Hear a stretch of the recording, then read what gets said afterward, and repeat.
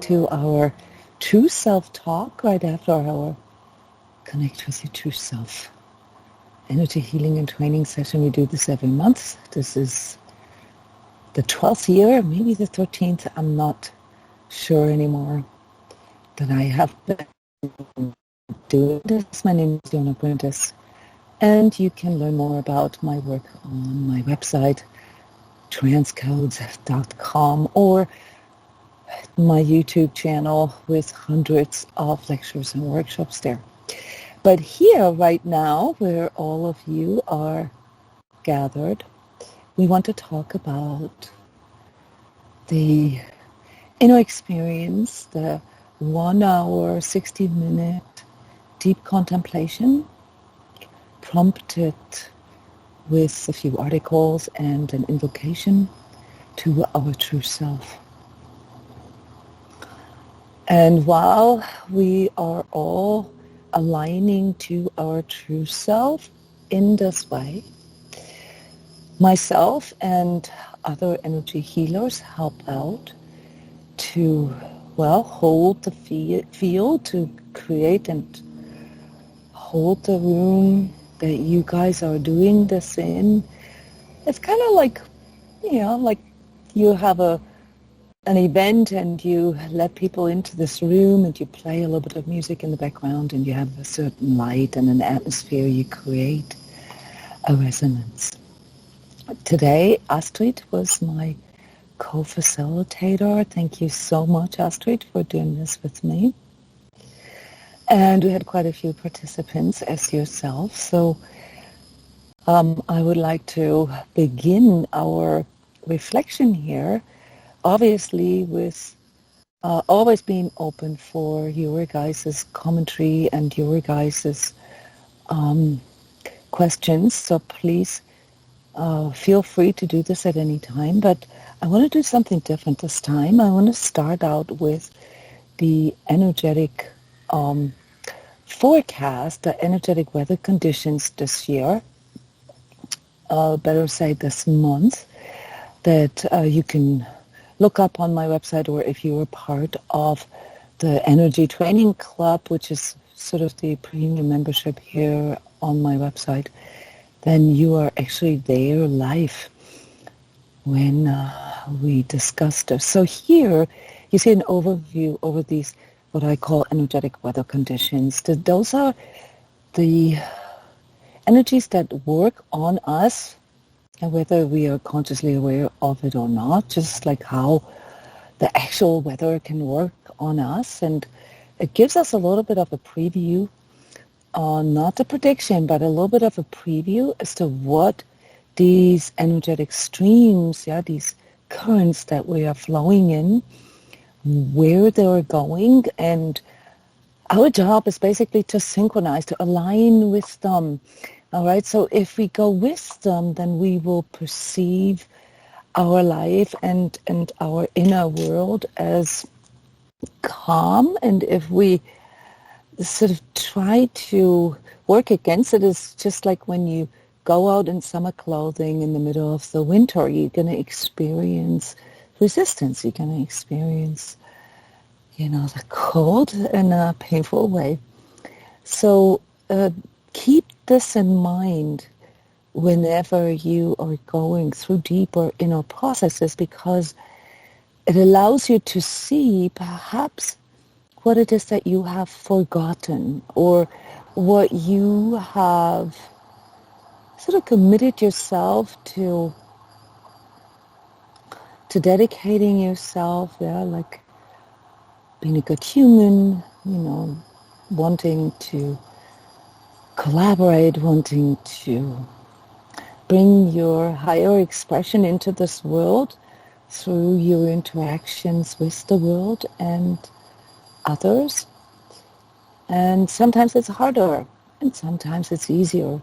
So if you are feeling a little bit deep or a little bit, I guess if we're not used to it, we'll probably feel it as exhausted or tiring or a little bit challenged right now, all right, simply because we don't really feel ourselves. So this is one of the main topics here. I guess it's the main topic for this session that we were just in, simply because many of your guys' energy fields felt quite, I don't, it's not like distracted, okay, but more so half awake. At first I thought, oh, this is a calm session, yeah, and then I realized this wasn't a calmness. This was more like a sort of a dimmed state, okay. Now, here's a little bit of seasonal information for you. If you live in the Northern Hemisphere, then for you, it's summertime right now, and summertime is the season of, stepping into the physical, stepping into the material more, like kind of forgetting about the spiritual a little bit. Yeah, we see the sun, we want to go out, we're driven into activity. And if you are in the Southern Hemisphere, then it's winter for you. So you just went through the winter solstice as opposed to the summer solstice here in our latitude. And so you will feel a deeper yearning, almost like a pain to connect with your own spirit, with your own soul a little bit more than those in the Northern Hemisphere. You'll struggle with it more. You will feel the schism in you, yeah, as a conscious soul self, or at least someone striving for becoming, an individuated conscious soul self, yeah, to keep up, to, to remember, yeah, how to connect with your spiritual self. And guys, this is why I do this every month, all right, and over again, because when we form a discipline, when we form a routine of connecting with our true self, which is basically a proxy for our soul self or our higher self, when we do that, yeah, here you can see a Hawkins scale of consciousness in my own rendering and color coding, simply because I have so many courses and so many infographics that sort of align with this so that it's easier to make the connections. But you see here that, when we align with truth, and this obviously includes the level of true self, yeah? So true self is nothing but you voluntarily choosing to connect with that part of you that stands in truth. All right, not all of your aspects are always standing in truth, right? So how is this for you, guys? What about these words that I just sort of brought in here as an introduction for the experiences in this session? What resonates with you here? Are you familiar with what I am talking about?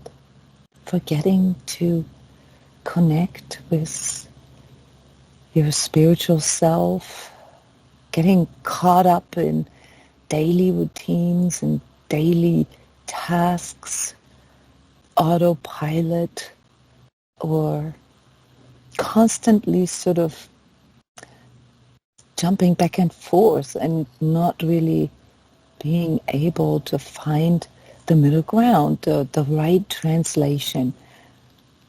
Who of you is familiar with this? Who would like to share how you experienced this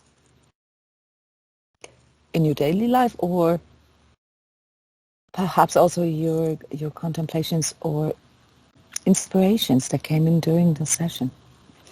What is it that makes it so hard to connect with our true self?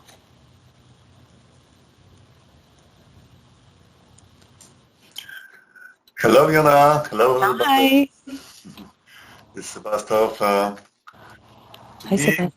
to me, it would be the rumination of my mind that is directly connected to my ego, just being afraid and trying to fit into the situation. And in recent days, I realized from many different angles that it was me trying to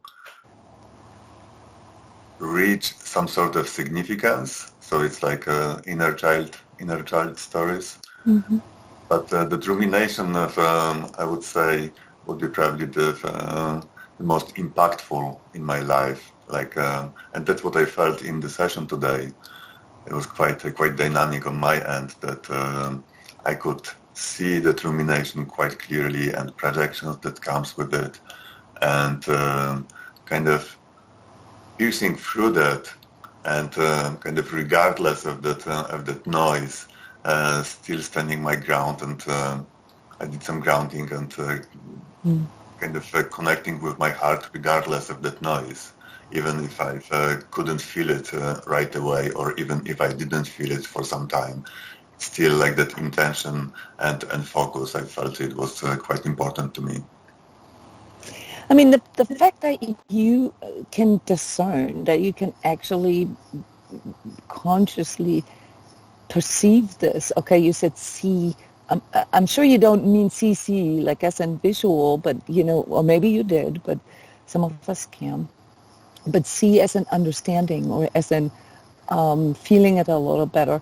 But the fact that you can, Sebasto, is actually, something in you. It is your true self prompting you to see that, prompting you to understand that.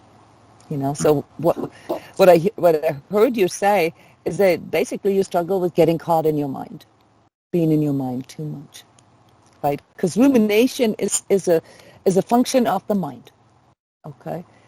And you've already correctly identified that underneath it is an emotion that resembles fear. Yeah, like be it, whatever the sort of the gain is, or the ego's agenda is, you said, like, being significant in some way and stuff like that. At some point in our journey, it's no longer important what it is. All right. I can assure you that we all have our struggles, be it wanting to be loved, wanting to be significant, wanting to be something or somebody. Okay. And all those things, they refer to this physical life, correct? Those are fundamentally material problems. Now, when we connect with our true self slash spirit slash soul slash higher self, yeah, you can name this in different ways. It's not relevant here for this discussion, but when you do that, and when you feed the connection, the sort of the pathway to your spiritual self, then you begin to become reminded that, well, you know what? It's not all just about the physical life after all. We are souls with a body, okay? Which means that all questions regarding the physical 3D material are not actually as important as the spiritual. Now, what are spiritual questions? Spiritual questions would be questions that it will include things such as afterlife, things such as your spiritual soul health and well-being, also purpose, peace. Yeah, those those aspects in our life, yeah, such as love and healing and so forth, yeah, that cannot be bought with money or cannot be brought about by significance or position or whatever. They come about through radiance, through what it is that we basically bring into the world, yeah, they come about through the warmth that we produce that can be felt by others. So all these things that promise to make us happy and bring us peace and health and well-being and also abundance can only be accomplished by the connection with our own light, our own warmth, our own truth. This is why when you look at Hawkins' map of consciousness, but it's also why we use this as a tool, because it visualizes it beautifully. Truth is a foundation. It's a major sort of crossroads. Okay? Yeah, so anything below truth, anything that is not in truth, yeah, we can say is ego. And you've already identified this, Sebastian. You say, oh yeah, it's inner child stuff and so forth. These things accompany all of us, so they are part of our physical experience, our 3D experience, yeah, that we all have issues with our parents, issues with our uprising, with our heritage, where we're from, our gender maybe, our looks, our body, and whatnot. But all of these are there to teach us something, namely how to overcome them. Now, this doesn't mean that we will never ever be befallen by them. Yeah, so I have days where I feel, this or that, just like you guys. I have days where I struggle with my inner child, where I struggle with this and this and that. But it can't really get a foothold on me. And especially not of my mind. So this is something that we all need to remember. Let me ask, who else experiences the issue with the mind as one of these attachments that you have identified that are making it harder for you or prevent you from connecting with your true self, spirit self, higher self? Who has a similar issue? Mental stuff being in the way. And sometimes it's hard for us to recognize it because, if we see fear in us or feel it, we think it's an emotion. But understand that the actual emotion of fear, the true emotion of fear, that is not the same as those fear thoughts that you're experiencing. Fear thoughts are mental constructs that induce fear. Okay, they induce basically the illusion of a situation where you should feel fear, kind of like a fire alarm that is adjusted too sensitively, that goes on every time you turn on your toaster. Yeah. So there's something, in the way of thinking and the thoughts that this way of thinking produces that holds you in this emotional grip. Yeah, this is one of these things that we have to learn on our journey. Yeah, that the mind, is kind of like a raw tool.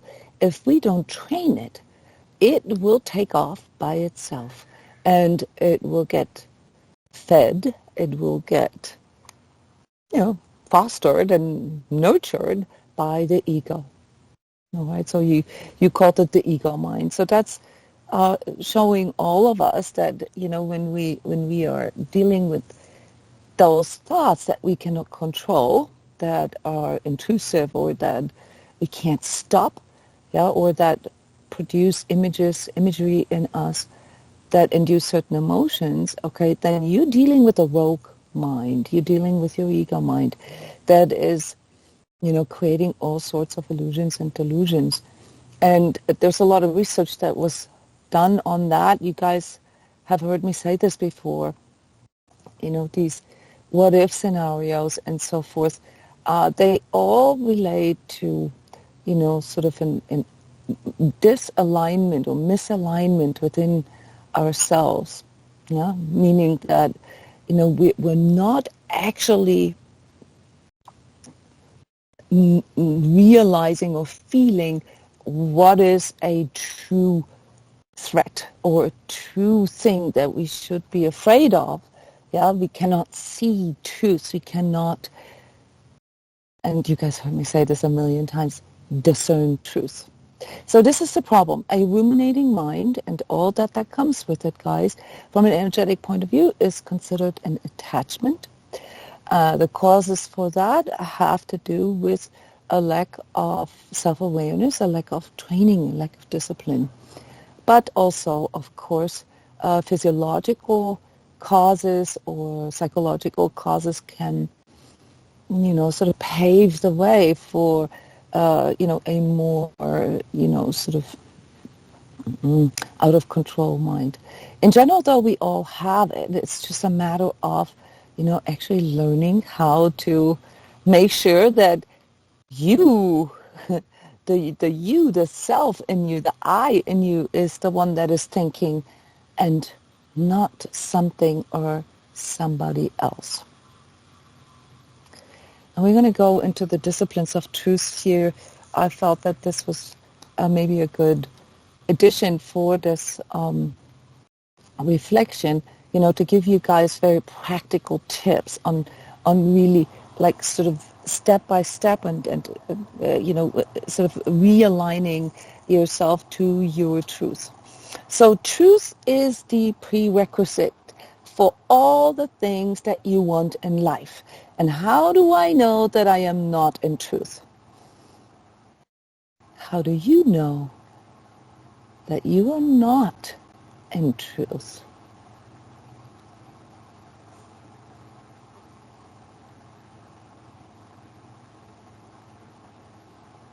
Is it if you start blaming everything else around you? All right, let's take that. Faye, thank you. Emer, sorry. Yeah. What about blaming everything or everybody, like, something outside of you? What is not true about that? What do you think? Like, why would that be an untruth? Because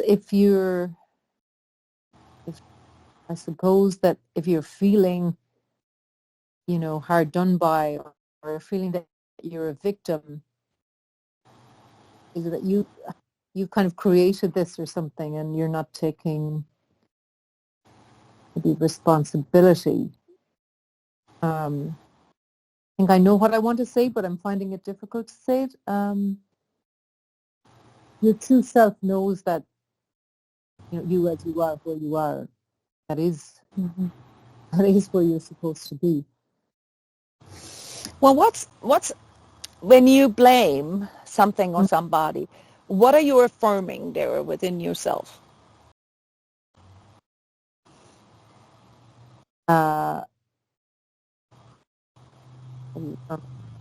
Myself. What does that actually say? On a very simple level. I mean, you mentioned like things like responsibility and stuff like that, but let's go simpler. When you are blaming something for something, I suppose, bad that happened in your life, because, there's also a thing, our ego tends to never blame others for all the good things in life that happen, only the bad things, right? So when you blame something or somebody for something bad that happened to you,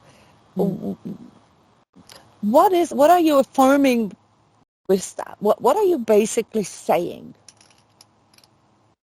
That it's Not right just to go feeling bitter, I suppose, that it's right. Oh yeah, keep going like this, keep kind of giving out. Okay. I don't need to change anything, right? Yeah. I don't need to change. It wasn't my fault. I don't need to change anything. Okay. But there's more to it. That's not all. Because the resulting victim attitude that you mentioned also entails more and something significantly more important.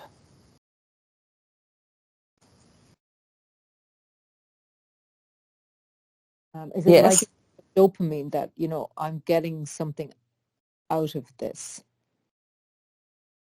So it that is a secondary layer. Okay, the question of what does my ego get out of blaming? Okay, you kind of self-answered this already, but let's stick with this. Linda's comment is answer to my hypothetical question here. I have no control. That's correct. So when we affirm blame, yeah, and the resulting victim attitude in us, we are doing two things. Well, we are externalizing. What are we externalizing? Well, we're basically saying, oh, this is not my fault. Okay, that's externalizing. But with that externalizing, yeah, we are also saying, like, I don't need to change anything. And more importantly, we say, I can't change anything. I can't do anything about this. Yeah. I am powerless. And that is an untruth. Mm-hmm. So when you now contemplate the gain, the self-gain, right, the secondary gain, what's the payoff? What's the even up of gain? All right, well, for one, it feeds the laziness. You don't have to do anything, right? Feel totally justified. And in some cases, there's also sort of an anger projection along with it.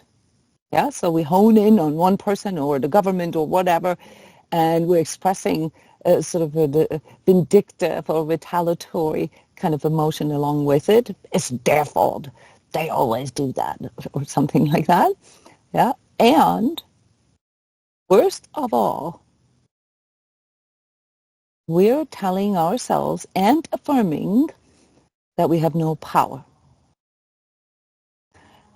And the payoff for our ego, if we allow our thoughts to go there, is that you cannot do anything about it, no matter how hard you try. You're screwed anyway, okay? And you better don't try. If you visualize this, Emer, if you visualize like this, like the tiny little sort of being here whispering in your ear, hey, it's all their fault. You have nothing to do with this. It's not your responsibility. You don't need to do anything about this. No matter what you're going to try, you're going to get screwed. Don't even try. How would you call that? Does that sound loving? Does that sound empowering? Does that sound uplifting? None of those things. It sounds horrible. Dark. Okay. Now, we just used you as an example here, not because we wanted to make an example out of you, but because, if it is something that comes up for you, then it's very important to go a little vertical there, to investigate it. Okay. And then we consider, do I really want to allow this little devil there sitting on my shoulder, whispering in my ear that I am powerless, that I can't do anything about this, that that the world out there is hostile, or the people that I'm projecting this on, and that this is it? Do I subscribe to that? No, I don't. I know that you don't either, Ema. But when we fall into this line of thinking and affirming, all right, then we are indeed falling. We're falling out of truth, all right? And now the perspective that we have and the way of thinking that results and the sentiments that are produced in us, they are all aligned to what? You can use... All aligned to the dark. Say that again, sorry? It's all aligned to the to the dark if you surrender to all of this. You just give up and say, well, can't do anything about it. It is surrendering to the dark. Well, it's a coming. Now, it's not a surrendering. So the difference between surrendering and succumbing is that when you surrender, you do this in a conscious way. Yeah. Okay. Succumbing is you give up. Mm-hmm. So there's, like a sort of the opposite of this warmth, the opposite of this light that I mentioned earlier that begins to radiate out of us when we align to truth.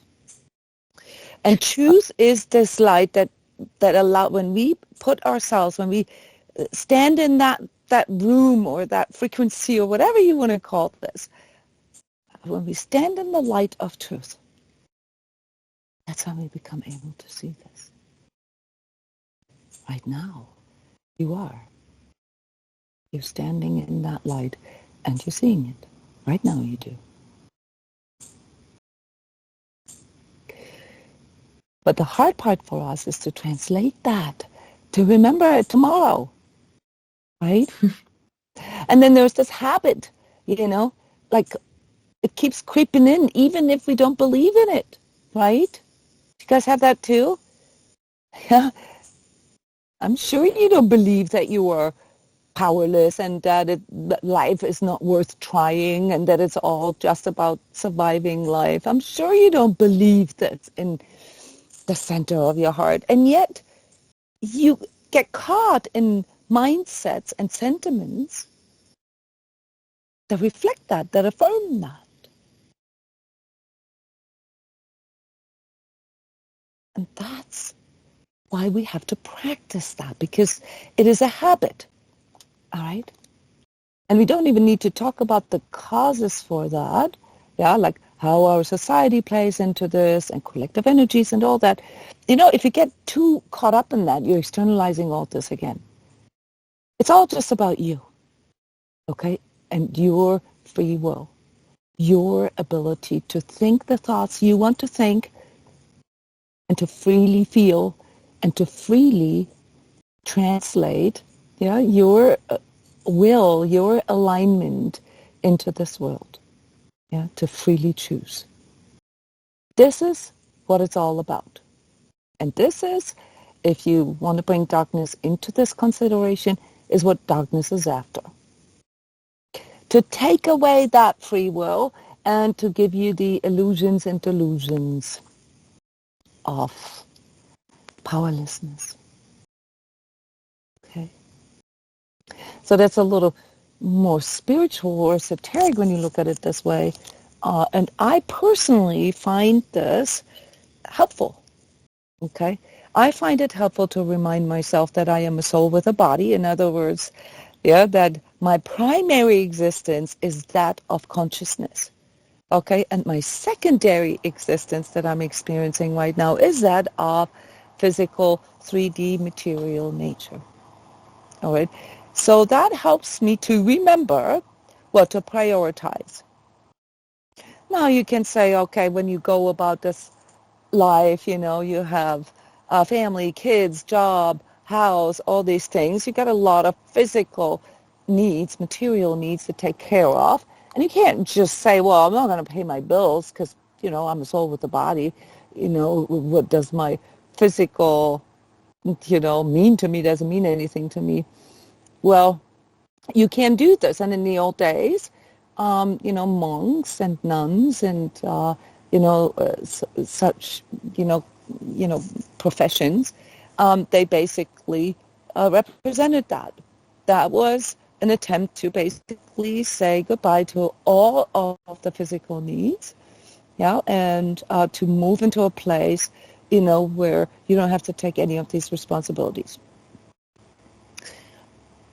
However, as these awakening soul selves today in the 21st century, this kind of seems out of date, and it is, because we have now reached a overall level of consciousness as humanity where we can feel that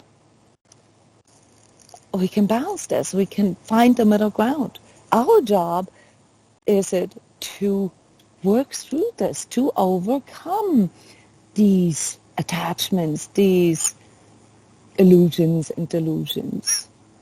And how do we learn this? How does this go in our life? How does this happen in your life? Through the confrontation with untruth, through experiencing the coldness and the darkness and the confusion and the utter torture and agony of untruth. And the good news about this is, guys, is that the mere fact that you experience this as pain or agony of some sorts, or seva, like you shared, this ruminating, that you experience that as painful in a way, that you can feel your own schism there, that qualifies you as a true self. So all you really now need to do is get a little better at the disciplines of it. Keep reminding you walk this path more often. Obviously, I know many of you here in this community, in the Sacred Self-Healing community, do this on a daily or weekly basis. But all I can really say is that the more often you nourish that connection with your true self, which is basically the level of truth, the room of truth that you're standing in, the light, when you align yourself to the spirit of truth. Okay, so the more you nourish this relationship, the more you foster, truth and the light and truth in you, okay, the easier it will get. It's only difficult in the beginning, because in the beginning, well, we still believe that those thoughts that are coming out of us, that those are our thoughts. Can you follow me here? They're not. It's habitual, and often also a reflection of, our societal thinking, conditioned, programmed, mind-controlled. It's not a conspiracy theory, guys.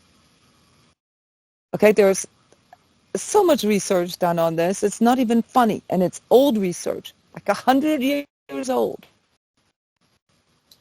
Okay, how the human mind works. How can you make a human mind believe that what they're thinking is, that person's thought? Very easy.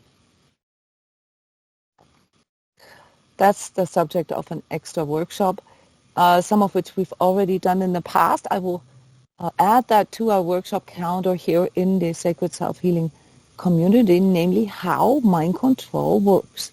So if you go to my YouTube channel, you can type in mind control and thinking in the keyword search, and you'll find a bunch of videos to it. But I'm going to have to repeat these things from time to time to remind us how this works, and also, of course, how to regain this freedom to think your own thoughts. But that's just one aspect. It's, more than that, for us to overcome these difficulties, these pains or struggles with, living a conscious life. So coming back to the session, guys, the session was actually really, really beautiful. And let me bring in Astrid here, because Astrid, you co-facilitated the session with me. You had something quite beautiful that you brought up, and you said, "I'm seeing this sort of golden spiral." This was about halfway in the session. So about halfway, 31 minutes into the session, there was a shift in the session. Did you guys notice that as well? And there was something, this is also when I had this sort of heart, it wasn't really heart racing. It was like I could feel my heartbeat very, very strongly. And your guys' energy started to unfold. They started to wake up. Yeah, they became more like the true you. Yes, Faye, you felt that too. Yes, so this is the process, and that's why we do these things for like an hour, because the first 15, 20, 25 minutes of every session, guys, is working through the attachments of your mind. I mean, the session started off like literally with 6 huge questions. What are attachments? How do body, mind, and emotion hinder me in my spiritual connection? Is the highest good for me also the highest good for all? Is it selfish to be in truth? How does, going in and out, flipping back and forth and being half awake, how does that hurt me? Or how does that, make it harder for me? And lastly, what is all this about? How can this, as in like this session, help me in that process? This was like literally the first 30 seconds of the session. And about halfway in, 31 minutes in, it shifted. The energy shifted into the heart level. Teamwork. I love that. Yes. Justina. Yes, and this is the power of a group session. It's the power of creating this room, like I always like this image of, you entering, maybe like a yoga studio or one of those Zen rooms or whatever, where there's a certain lighting and there's certain music and plants and just sort of all the things that help you to relax, that help you to, just kind of let go of all these attachments. So all the things that make it hard for us to remember to connect with our spiritual self, okay, are also the things that are untrue in our lives. And this is why we are so apprehensive of going there. So when we align ourselves to truth, which, by the way, from an esoteric or spiritual science point of view, is an actual real spirit, that is an actual being, the spirit of truth. When you align yourself to that, what happens when you, ask yourself to connect with your true self is that, yes, you are going to have to look into the mirrors of incongruencies, of all the things that don't add up. Yes, you have to look at them. But like I said a few minutes ago, the mere fact that you can see them is the gift. All right, so to be afraid of truth makes no sense. See, we came to the conclusion earlier that one of the hardest parts is to not even realizing when you're in untruth. And that requires you to have sort of like an emergency brake, where you say, hang on, whatever reality I'm in here right now. I'm not saying it's all untrue or wrong or bad or whatever, but let me double check. Let me realign. Let me have a look. Does this really feel true to me? And the more you work in that space, the easier it becomes to detect and discern what is not true. I used to blame too.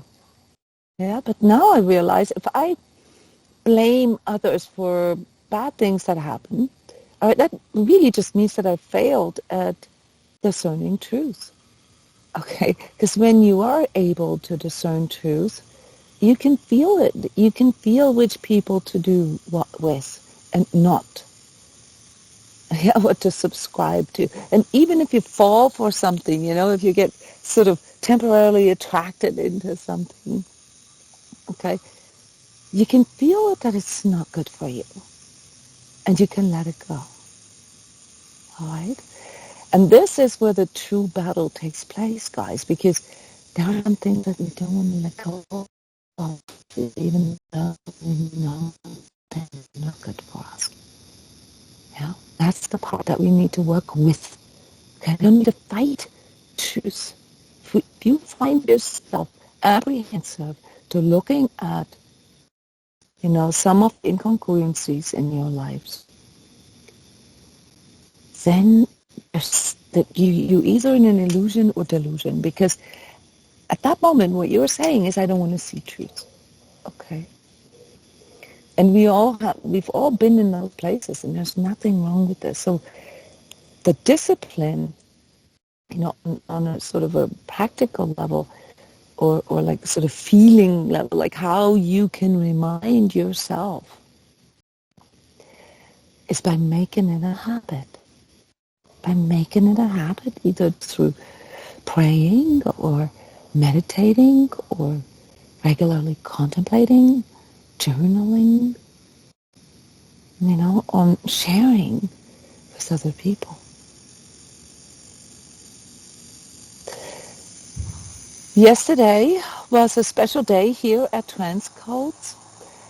We concluded the 1-year spiritual initiation course that we started last year, and the new one is starting on August 10th. Yes, which is a very significant and very profound way of entering the spirit worlds through your own visioning, through your own inner experience. And there was a participant in there, a very dear client of mine, and she said in the middle of the last session of the spiritual initiation, I can see now how being afraid of mistakes and ruminating makes no sense at all.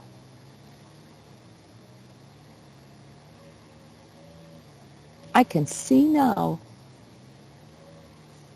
that being afraid of making mistakes and ruminating over possible mistakes or transgressions or mishaps or flaws or insufficiencies makes no sense. And this is someone who's been working with me for years, so, the statement doesn't just come as sort of some automated reciting of spiritual phrases. This came in an energy session just like the one that we just did.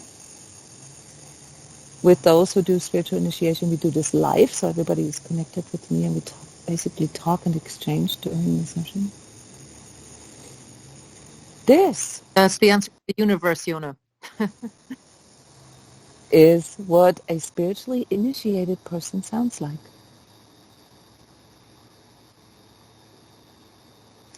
Exactly, Emma. But she didn't just say it, because obviously we talk about this all the time. She felt it. She knew it in that moment. Okay. And so we all connected with all those on the same path as us, and when we do this together here, every month when we come together and do this, there's 86 people, I think, were in this session, so they're not all here alive. And when we do this together, can you imagine how this connects us with one another and how that amplifies, all that wisdom, that each and every one of us brings into the room, okay? When you're on the spiritual path, when you're on this path of connecting with your true self and all that comes with this, you are never alone, guys, never. You are connected to all of those who are on the same path and those who have been on this path before you. It's like all those wise people and avatars and scripture and all these things. Those are all people that were on that path before you, thousands of years before you. 8,000 years of spiritual science, guys, we can access. and all those who will be on this path after you. Why? Because we are all part of one consciousness. Now, we're not all thinking the same way, we're not all feeling the same way, and we all have our individual tasks and karmas and things to overcome in order to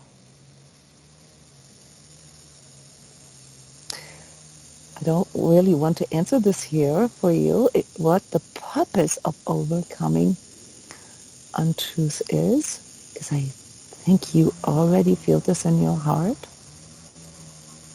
Yeah. But basically, yeah, we're all on the same journey to continually improve and evolve and ennoble, refine and purify our being.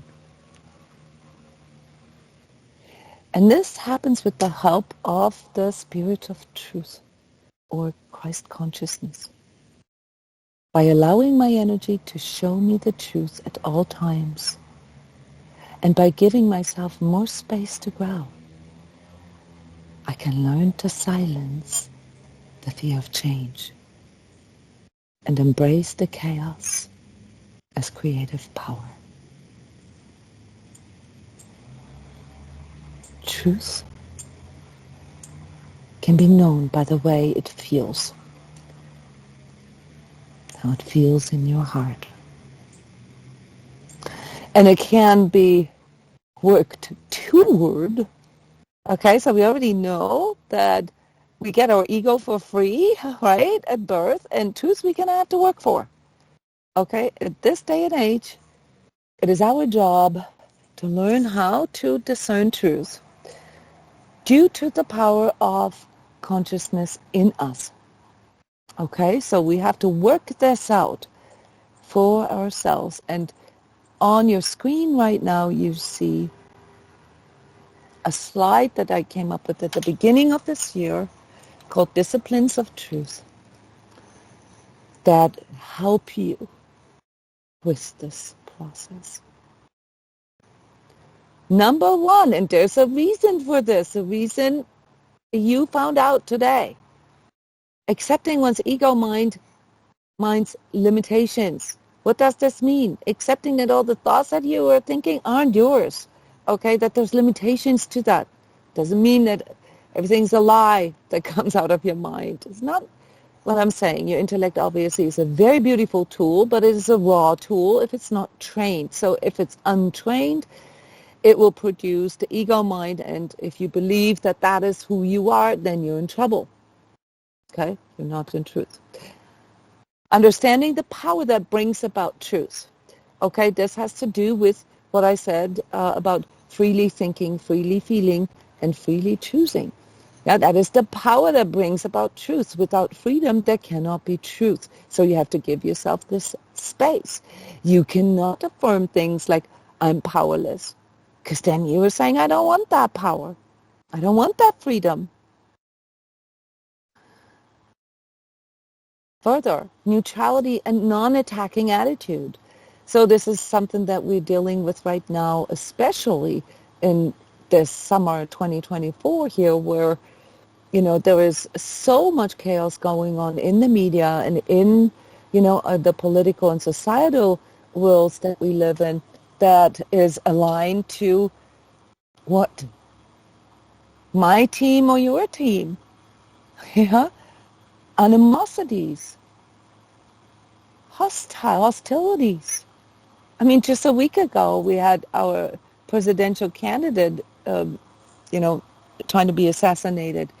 It doesn't matter if you like Donald Trump or not, but this shouldn't be normalized. This is attacking. This is, you know, something that in our society now all of a sudden is okay, that there's like 600 school shootings in the United States every year. You know, this is not something that we need to work on, that we don't adopt or align to this within ourselves.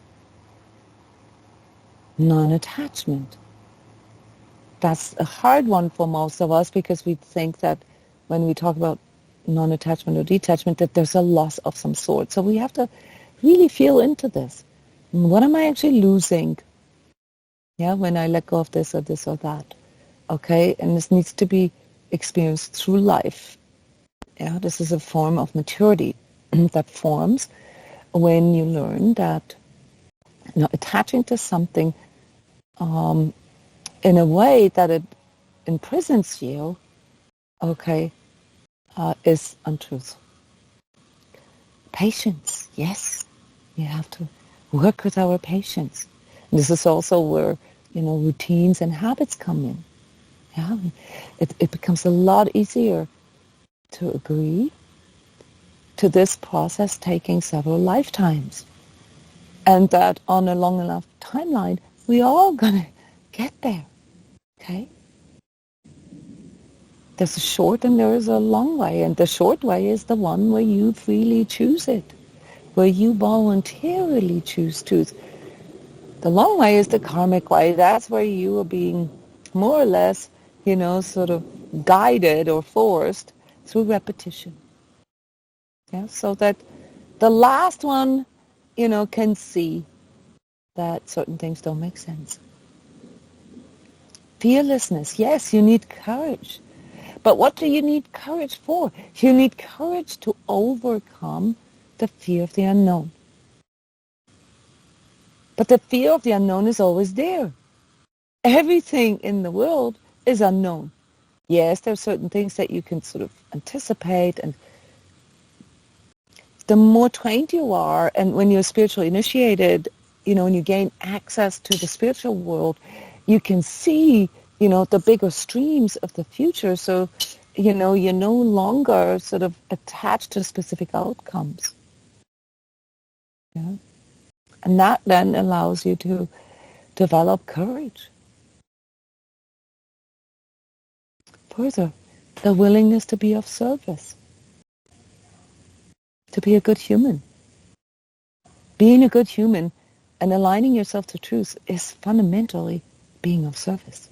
Because each and every one of us, guys, who aligns themselves to truth, elevates this room, yeah, the frequency, the radiance within and around them, for the people around them as well. Even if it sometimes means that some people are not aligned, that they have to fall away. That's fine too. Self-mastery is a systematical way of working on mastering your thinking, mastering your feeling, and mastering your will. This is something that I offer here at transCODES among many other courses. The energy course, for example, allows you to master your etheric. The spiritual initiation allows you to learn how to master the spiritual initiation process and the access to higher worlds. The Sacred Self-Healing course allows you to learn how to master your will.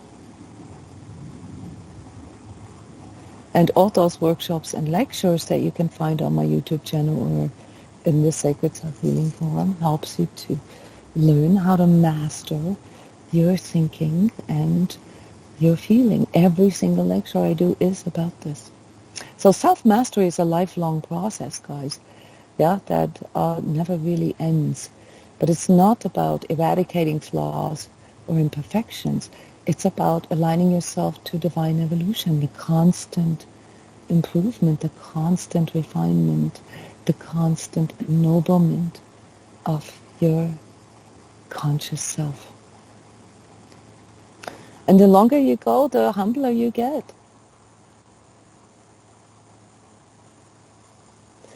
The more you know what you don't know.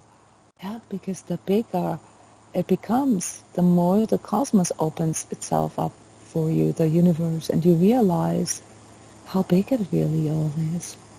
And this doesn't mean that you have to feel bad about your sort of minute human existence. On the contrary, the more you learn about consciousness, the more you revere the miracle of consciousness in you. And that is then something that leads to devotion, yeah, a love for truth. And how can we implement all this in our daily lives, guys? That's the big question. How?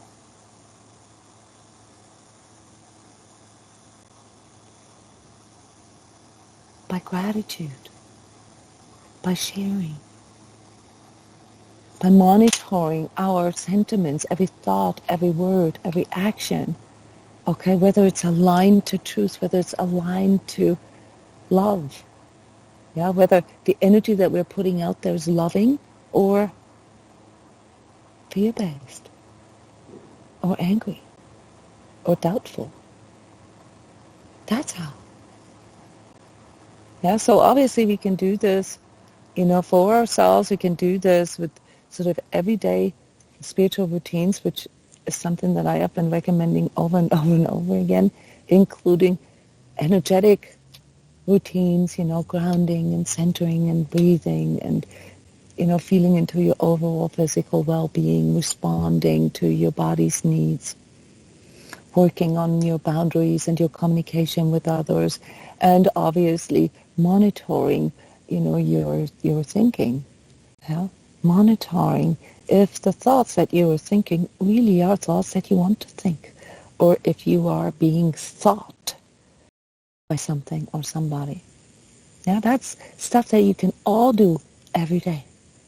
But if you want to go a little deeper, then I would suggest that you look for groups such as this, such as the Sacred Self-Healing community, that you enter into, like courses and things of people that offer themselves as guides, yeah, that have been there, that can share their wisdom and that can assure you, to have a safe passage, basically, yeah, like myself. So that is what people like myself are for, yeah, to show you the way.